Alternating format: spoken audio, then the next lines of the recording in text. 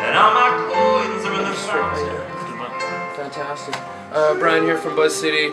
So incredibly honored to be hanging out with Mr. Jeffery Straker. Not only one of Saskatchewan's most talented and respected artists, one of Canada's most inspiring artists. Thank you. Yeah, that's crazy. Cool. The Junos, man. The Junos in Regina. Yeah, you're home. Yes. I'm on a whirlwind tour, so I have 45 dates across the country, and it was neat that Juno Fest fit. Tuesday, Wednesday this week I was in Victoria in Nanaimo, and then got to rehearse with the string players for this set on Thursday. Do this today, try to relax a bit tomorrow, and then off I go again. Being a Saskatchewan guy, right? Highway 15. Highway 15. What's the significance of Highway 15? Where do you fit in? I know it's home, right? Well, my parents' farm is on Highway 15. So my first CD was actually called Songs from Highway 15. It's all songs about people and places in Saskatchewan, mostly that neck of the woods. So I called it that, and yeah, I mean, a lot comes from where you grow up, so it influences so much, right? I'm really curious to know, when you're in the studio, yeah, you get in, what are you looking for? You know, that's neat because that's exactly how I approached this record. The production was literally that. It was like, but it was not what we're looking for, but it was a variation on that question, which is, what will serve these songs the best? Vagabond was produced by Danny Michel. He played all the instruments except all the key stuff that I did, and he even sang some backing vocals. Oh wow, so he's a pretty integral part to the record. Yeah, he's like a big part of the record, right? And I really wanted to do it with him because these songs that I'd written, I was like, man, I love his sound, and they would really lend well to this. So he agreed after I wouldn't stop doing it, and he was such a treat to work with. And Danny, the thing that was so cool about working with him as a producer, and I know, there's some people who produce this way and others who don't, but in the past I've worked with producers who have been more like, first we'll do this, then we'll do this, then we'll do this. Danny was more like, has a big box of percussion, and he'd be like, what does this do? And it was really neat because it was more like, let's see what fits the best. And let's try something. If it doesn't work, great, at least we tried it. If we try something that works, great, we'll keep it. But it was more that way, and it was all about kind of process, more organic process, a more organic sound, and it's not that the sound ended up being loose and sloppy. It's still quite tight, and it's really, he's very pro, but it was just a different way of doing it. So what we were looking for was how can we bring these songs to life the best for what the songs are.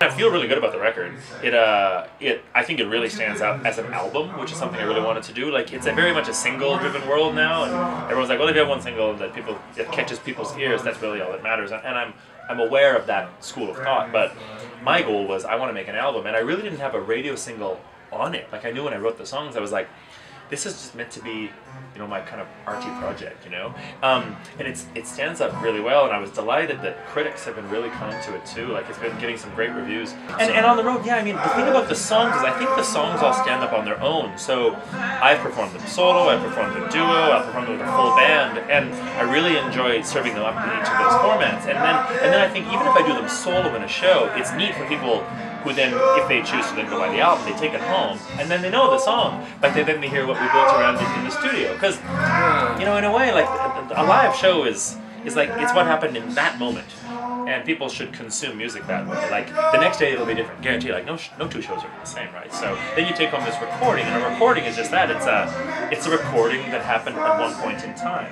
If I would have chose someone else on a different week and made that record, it would have been totally different. And a song is alive, right? It changes, it grows. As you play on the road, and as you you record songs different times in your life, right? As you move forward. So. And they arrange differently as time goes on too, yeah. Yeah, absolutely. So I want to talk Saskatchewan for a bit. You're sure. Saskatchewan guy. How about your favorite Saskatchewan show? Favorite show of mine, I think, actually, it's kind of cheating, but it was the one I did last October with the Regina Symphony.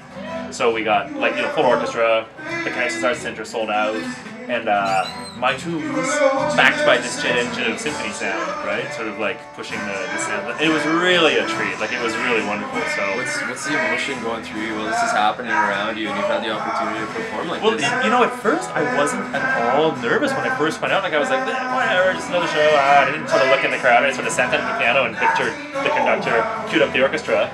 We started, and then about 10 seconds in, I was like, holy, right? I was like, uh-oh. So Yeah, it was a little nerve-wracking for the first song, and then I really relaxed into it, and it was really cool. What's the feeling inside when you're walking out into that crowd? And well, with that one, I mean, once I sat down and then when it really clicked in what was going on, I was like, oh my god, and something hit me, and I was like, okay, I'm really realizing this one what I'm getting into here. It's like, you know, I'd never played to a theater of 2,200 people before who were like, you know, waiting to sort of hear, you know, you kind of get this vibe, like, it's like they're sitting there, and probably what they're thinking is, entertain me. In a way. In a good way, and it's like, it was my job to do that. That's what you're there for. And luckily I kind of got over my little nervous hump really fast, and I really enjoyed the show. Like, it was a real treat, and I'm happy how it went, and I'm very happy that we got the invite now to do Saskatoon Symphony this October. Hey, tell me more about that. So you got this show upcoming, Saskatoon. Yeah, right? it's so October, I think it's 19th, it's a Saturday, so we get to rehearse twice, same as the Regina show. We rehearse twice, Friday night, Saturday morning, do the show Saturday night. And I'm really looking forward to it. A lot of the same songs. So conductor Victor, Maestro Sawa, knows a lot of the tunes, so that's great for all of us. I'm going to introduce some new songs as well, and you know, because then it keeps it fresh in my head. Throw a few tunes in the set list, so it's going to be really fun. I'm really, really, really excited about it, and I've got a really good audience in Saskatoon, so hopefully they'll come. We support. If they don't, it'll be. Hopefully they'll come and support. Yeah. Well, we have Saskatoon people that are checking us out on BuzzFeed. Cool. There we go. What's the most exciting part of kind of being home and being part of this huge celebration that's happening here in Saskatchewan for you, Jeff? You know, it's a funny thing, like, I'm mostly excited at the idea of Saskatchewan musicians, like, not me, but like, all these Saskatchewan musicians just having this opportunity to perform in this festival that's mixed up with all these national artists. So what it means is that it's not just industry people coming and checking out the shows. Probably more importantly, it's all these local people who never knew these local artists existed will now know. And like, that's probably one of the biggest benefits. Right. And what'll happen is someone will see a name probably that they know, and they'll say, I'm going to that venue tonight.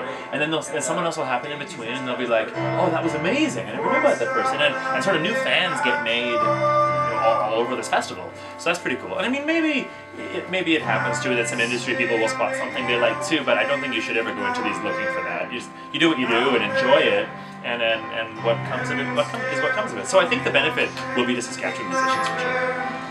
Some great musicians in Regina, oh my god. So talk to me about some of your favorite people today. Who's in Today? Regina, who's in Regina? Saskatchewan right now that you're really digging? Oh gosh, this is tricky. Well, there's some of the obvious suspects, like, there's some of the bigger names I really like band-wise, I really like, although they're very different, I really like Rah Rah and Library Voices. I think songwriting-wise, they're both such good songwriters. I think Marshall writes for Rah Rah, I think, and I think Mike writes for Library. Anyway, the songs are great, and they perform them so well. On the sort of solo end of the spectrum, in Saskatoon, I really love Jen Lane. I love her voice. Her voice just melts me. Like, it's like, are you kidding? It's just this really lovely, lovely, lovely sound. I think she's incredibly underappreciated. I mean, she has a really good following, but I don't know why she's, you know, not more. But she should be, right? Yeah, exactly, right. I could go on. Yeah, there's tons of them, right?